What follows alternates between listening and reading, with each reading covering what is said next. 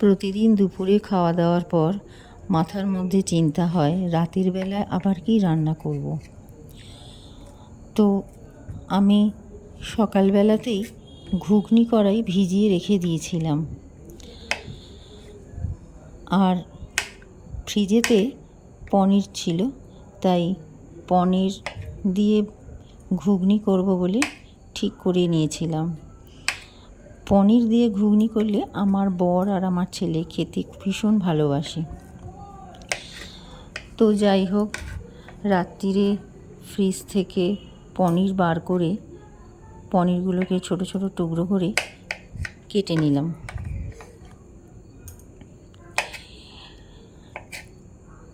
আর ঘুগনি কড়াইটা আমি তো সকালবেলায় ভিজিয়ে রেখে দিয়েছিলাম, তোমাদেরকে তো বললামই।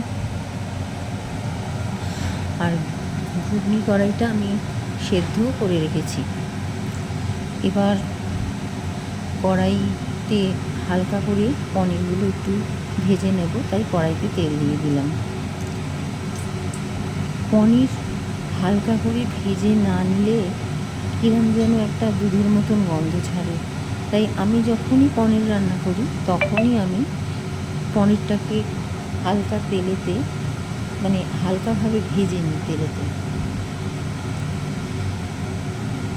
তো জানো, আমার ভালো মন্দ রান্না করতে ভীষণ ভালো লাগে, মানে ভালো ভালো কিছু খাবার তৈরি করে খাওয়াতে বরকে, ছেলেকে, সবাইকে বেশ ভালো লাগে।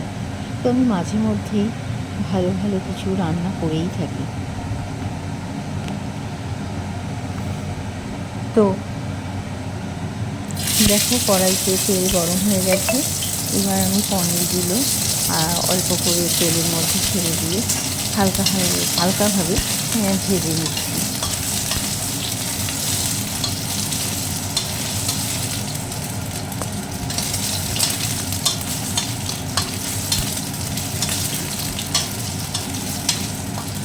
তোমরা কারা কারা পনির দিয়ে ঘুগনি বাড়িতে বানাও, আমাকে কিন্তু অবশ্যই কমেন্ট করে জানিও।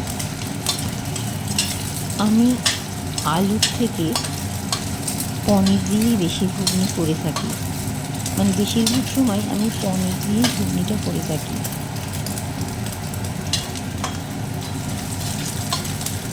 তো পনিরটা খেতেও আমাদের খুব ভালো লাগে। আমি এমনিও পনির দিয়ে ঘুগনি ছাড়া পনিরের অনেক রকম রেসিপি বানিয়ে থাকি। তো পনির ভাজা হয়ে গেছে। এবার আমি আদা, টমেটো আর কাঁচা লঙ্কা মিক্সিতে পেস্ট করে নিচ্ছি।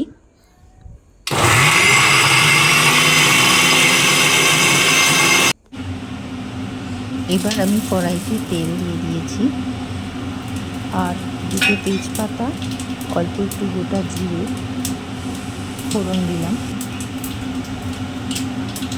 এইবার আমি তেলের মধ্যে যে মশলাটা বেটেছি সেই মশলাটা দিয়ে দিলাম। এবার এই মশলাটা একটু তেলেতে কষে নেব। ততক্ষণই কষবো যতক্ষণ আদার কাঁচা গন্ধটা চলে যাবে, তখন আর কষতে লাগবে না।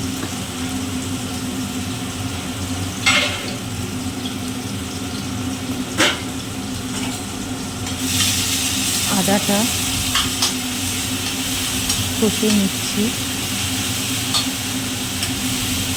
এইবার আদাটা ভালো করে কষা হয়ে গেলে এখানে আমি দিয়ে দেবো সেদ্ধ করা ঘুগনি কড়াইটা।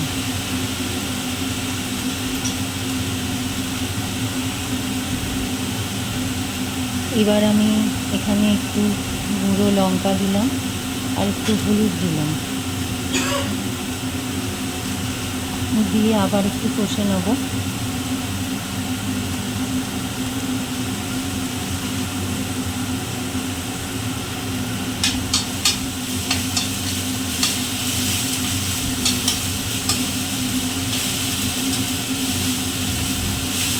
একটু চিনি দিয়ে রুটি থেকে কার কার ভালো লাগে কমেন্টে জানাবে।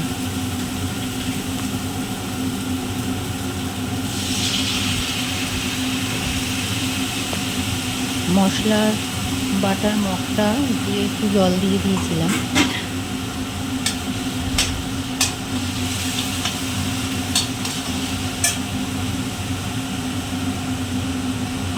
এইবার আমি এখানে সেদ্ধ করা ঘুগনি কড়াইটা দিয়ে দেবো।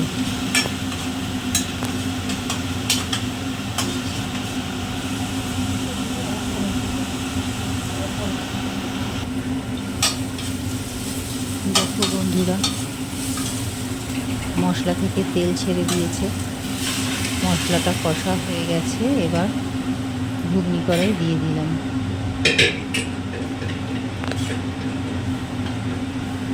এবার মশলার সঙ্গে ঘুগনি কড়াইটাকে ভালো করে মিশিয়ে নিলাম।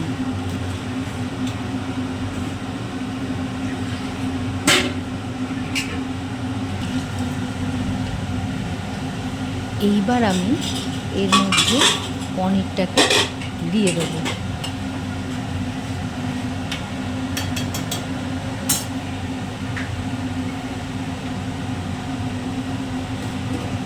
দেখো বন্ধুরা, ঘুগনির কালারটা কত সুন্দর এসেছে। এখানে আমি একটু চিনি দিয়ে দিলাম।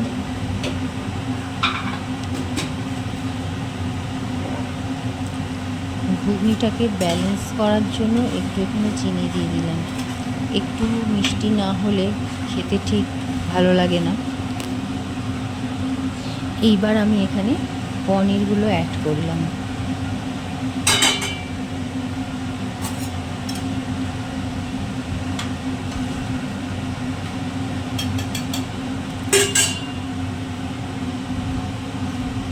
পনিরগুলো অ্যাড করার পর আমি এখানে এক রকম মশলা দিয়ে দেবো। প্রথমে একটু চাপা দিয়ে ফুটতে দেবো, মানে ফুটতে দিয়েছি। এবার ঢাকা খুলে নিয়ে এখানে আমি একটু ম্যাগি মশলা দিয়ে দিলাম। ঘুগনিতে একটু ম্যাগি মশলা দিলে ঘুগনির টেস্ট খুব সুন্দর হয়।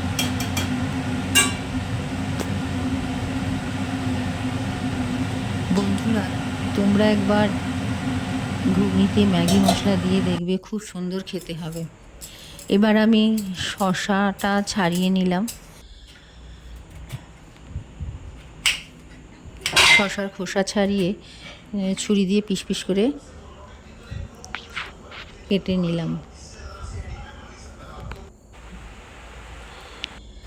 ঘুগনি মোটামুটি তৈরি, আটাটাও মাখা হয়ে গিয়েছিল আমার আগেই।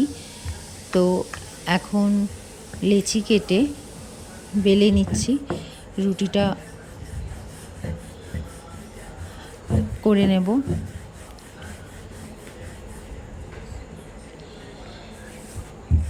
জানো বন্ধুরা, এই রুটি করতে না আমার একদম ভালো লাগে না, কিন্তু কিছু করার নেই, রুটি তো করতেই হয়।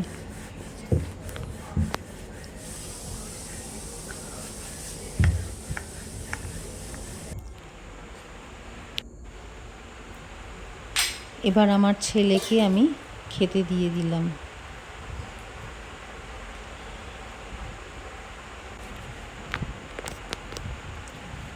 ও মোটামুটি 10:30টার মধ্যে খায়। আর সঙ্গে ছিল বোঁদে, একটু বোঁদেও দিয়ে দিলাম। রান্না আমার কমপ্লিট, ছেলেকেও খেতে দিয়ে দিয়েছি। আমার খেতে এখন অনেকটাই দেরি আছে, কারণ আমার বর এখনও আসেনি, খেতে 11:30। যাই হোক, ভিডিওটা কেমন লাগলো দেখে অবশ্যই কমেন্ট করবে, শেয়ার করবে, লাইক করবে। তো আজ এই পর্যন্ত, টাটা।